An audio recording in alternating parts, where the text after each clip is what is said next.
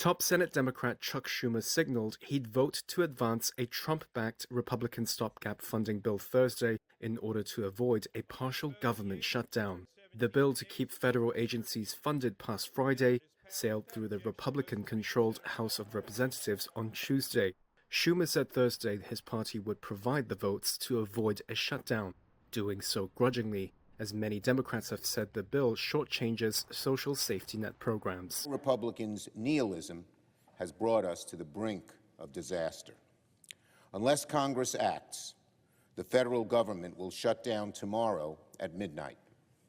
I have said many times there are no winners in a government shutdown, but there are certainly victims, the most vulnerable Americans who rely on federal programs to feed their families, to access medical care, and to stay financially afloat.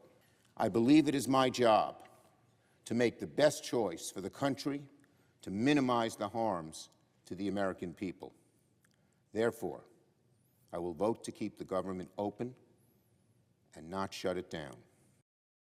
Up until Wednesday, Schumer had said his caucus was unified in not letting the bill pass the Senate. In a last-minute gambit, Schumer earlier called for a one-month extension of existing spending that aimed to provide more time for appropriators to complete their funding bills for this year. But Democrats are unlikely to have the votes to pass such an amendment, even if it is allowed to be voted upon. Blocking the Republican bill that was passed by the House on Tuesday would have required the support of at least 41 of Schumer's Democrats.